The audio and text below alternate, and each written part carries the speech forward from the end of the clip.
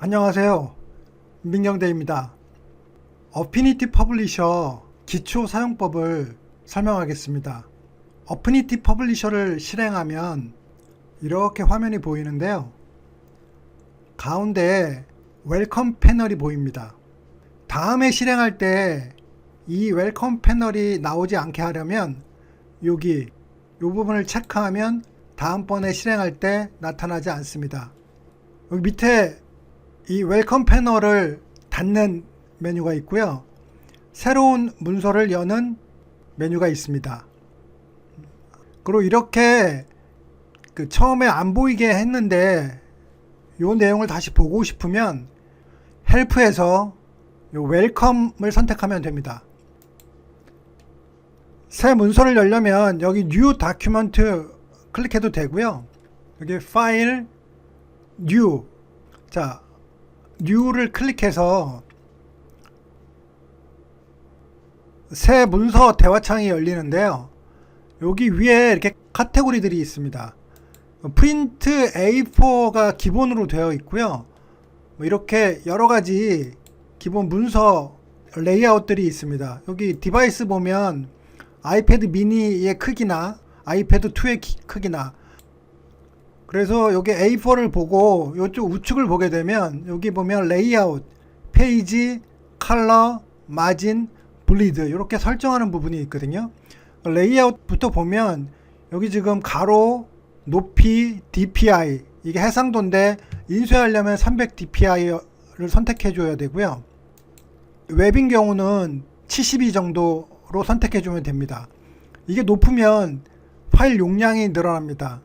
그래서 웹사이트에서는 72 정도도 잘 보이기 때문에 굳이 300으로 할 필요는 없습니다. 인쇄할 경우가 300입니다. 그리고 요거는 단위고요. 지금 밀리미터로 되어 있고요. 가로, 세로. 이미지 플레이스먼트 팔러시라는 것은 이미지를 문서에다 포함시킬 거냐 아니면 너무 무거워지니까 링크로 연결할 거냐, 이미지를 이걸 선택해 주는 거고요.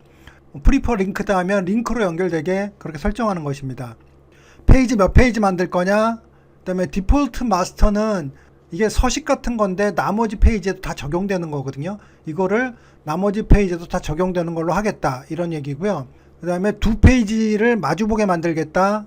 그 다음에 컬러는 웹상에서는 RGB로 하면 되는데요. 프린트 할 경우에는 CMYK를 선택해야 됩니다. 마진은 여백이죠. 안쪽 여백, 바깥쪽 여백, 그 다음에 위아래 이렇게 여백들을 말하고요. 블리드는 인쇄할 때 잘려나가는 부분이 있거든요. 한국말로는 돌연이라고 하는데 그 부분이 블리드인데, 이거는 한 장에 몇 미리를 줘야 되는지를 인쇄소에 물어와서 계산해서 돌연을 설정을 해야 됩니다. 그러니까 여백을 더 주는 거죠. 잘려나가는 여백을. 자, 이렇게 해서 크리에이트하면 만들어지고요. 여기 플러스를 클릭을 하면 지금 만든 이 부분을 여기 프리셋에 이렇게 설정하는 거거든요. 그래서 저 이제 미리 하나 해놨는데 우측 마우스 눌러서 이름도 바꿀 수 있고요. 그래서 A4에 이미지는 링크로 연결했고 CMYK고 두 페이지를 맞아봤다, 가로이다, 이런 식으로 이렇게 설정을 해놓고 프리셋에서 불러올 수 있습니다. 안 할 거면 다시 이렇게 없애는 거고요. 프리셋으로 이렇게 클릭해서 열어도 됩니다. 세문서는 이렇게 만드는 거고요. 사용자 인터페이스를 보게 되면 디자인 프로그램들이 갖고 있는 거와 거의 비슷한데요. 상단에 이렇게 메뉴들이 이렇게 있죠. 그 다음에 여기는 고정된 메뉴들이거든요. 이제 예를 들어서 프리뷰 모드를 많이 쓰는데요. 클릭하면 미리 보기 기능입니다. 그다음에 좌측에 이제 툴들이 있고요. 여기 선택 툴도 있고요. 색상 툴도 있고, 이동 툴도 있고, 확대 툴도 있고, 이렇게. 그다음에 이 툴들을 선택을 하면, 이 툴을 선택을 했다 그러면 여기에 글자에 관련된 툴이니까 여기에 폰트라든지 크기라든지 좌측 정렬, 중앙 정렬, 이렇게 우리 아래 한글처럼 요건 펜 툴인데요. 펜 툴을 선택을 하면 이제 또 다른 그 메뉴들이 나타나죠. 관련 기능들입니다. 그 다음에 그 아래는 여기는 패널이거든요. 여기 에셋, 스탁, 프리 플라이트, 페이지. 지금 페이지를 보고 있는 거고요. 프리 플라이트 같은 경우는 체크해서 문제가 있는 경우면 여기 이렇게 보여줍니다. 프리 플라이트가 비행하기 전에 점검하는 것 같은 거거든요. 그렇게 미리 점검하는 거. 요게 다 패널이거든요. 그러니까 요쪽에 요게 패널이고 여기를 클릭을 해서 이렇게 움직일 수 있습니다. 다시 여기다가 갖다 넣을 수도 있고요. 이거 우측 패널도 마찬가지입니다. 여기도 컬러 패널이 있고요. 스와치스가 있고요. 스트로크라는 패널이 있고요. 이거는 뭐 위치도 이렇게 변경할 수 있고요. 바깥으로 이렇게 끌어내도 되고요. 여기도 마찬가지로 레이어 패널이 있고요. 캐릭터 패널이 있고요. 그 다음에 패러그래프 패널. 이거 위치 바꿔도 되고요. 그 다음에 요 밑에도 역시 마찬가지고요. 뭐 형태를 변경하거나 뭐 히스토리를 보거나 내비게이터. 자, 전체 그 인터페이스는 이렇게 생겼습니다. 그 다음에 가장 중요한 게 선택이거든요. 선택을 하고 이제 적용을 하는 건데요. 선택 툴이 제일 위에 있습니다. 이렇게 선택 툴이 있고요. 없애고요. 헬프 보면 웰컴에 여기 있다 그랬잖아요. 그러면 여기 샘플을 가서 클릭을 해서 샘플이 4개 정도 되는데요. 제가 2개는 다운을 받았고 지금 2개는 다운을 받지 않은 상태입니다. 내 컴퓨터로 다운 받아집니다. 그 중에서 샘플을 클릭을 하면 이제 불러와집니다. 자, 그러면 이제 선택을 해야 되는데 이 여기 있는 것들은 전부 다 개체거든요. 영어로 레이어라고 합니다. 개체를 이렇게 클릭해서 선택하면 됩니다. 여기 식탁이 선택된 게 아니라 도형이 선택됐거든요. 이 사각형이라는 렉탱글이라는 도형이 선택된 거고요. 여기도 마찬가지고요. 요거는 픽처 프레임이 선택된 거고요. 하나하나가 지금 이렇게 선택이 되는 거거든요. 자, 그러면 이게 다 개체인데 동시에 그럼 2개는 멀티 선택은 어떻게 하냐 하면 쉬프트를 클릭한 상태에서 클릭을 하면 이렇게 멀티 선택이 됩니다. 이쪽에 레이어를 이렇게 켜놓고 지금 2개 선택된 게 보이죠? 다시 쉬프트를 누르고 클릭을 하면 이렇게 선택이 되는 거거든요. 또 쉬프트를 누르고 선택을 하면 이렇게 선택이 되고요. 이 선택을 벗어나려면 빈 공간을 누르거나 키보드에 ES 키를 누르면 됩니다. 그 다음에 여기 지금 이 탁자는 도용 툴 아래에 있거든요. 이런 경우는 쉬프트가 아니라 아래에 있는 거를 선택을 하려면 Alt 키를 누른 상태에서 클릭을 해주면 선택이 됩니다. 그냥 선택하면 이게 위에 있기 때문에 도형이 선택되거든요. 근데 요 아래, 도형 아래 선택하려면 Alt를 누르고 클릭 이렇게 선택하는 거거든요. 이게 무슨 말이냐 하면 지금 여기 선택했더니 여기 레이어에 렉탱글이 보이죠? 자, 그 아래 거를 선택해야 되거든요. 그러면 Alt를 누르고 클릭. 그럼 요 아래에 선택이 되는 겁니다. 레이어에서 직접 선택해도 됩니다. 혹은 밑에 거를 선택해서 이렇게 직접 선택해도 되고요. 이 레이어는 아까는 쉬프트를 누르고 이렇게 선택을 하면 이런 식으로 멀티 선택이 됐는데요. 이 레이어에서는 만약에 하나 선택해 놓은 상태에서 쉬프트를 누르면 중간에 게 다 선택이 됩니다. 단축키 쓰는 게 조금 다릅니다. 이 레이어에서 하나하나 선택을 하려면 컨트롤 키를 누른 상태에서 이렇게 하나하나씩 선택을 해줘야 됩니다. 요 개체를 선택을 하고 요 모서리를 선택을 하고 느리면 늘어나거든요. 이렇게. 근데 지금 원래의 비율을 유지하지 않잖아요. 개체의 원래의 비율을 유지하려면 Shift 키를 누른 상태에서 이동을 하면 원래의 비율을 유지합니다. 여기 보면 회전 표시가 보이거든요. 이럴 경우는 이렇게 돌리면 회전이 됩니다. 자, 요것도 요 트랜스폼에 보면 아래 보면 이렇게 회전할 때 이렇게 돌아가거든요. 이렇게 된다는 거고요.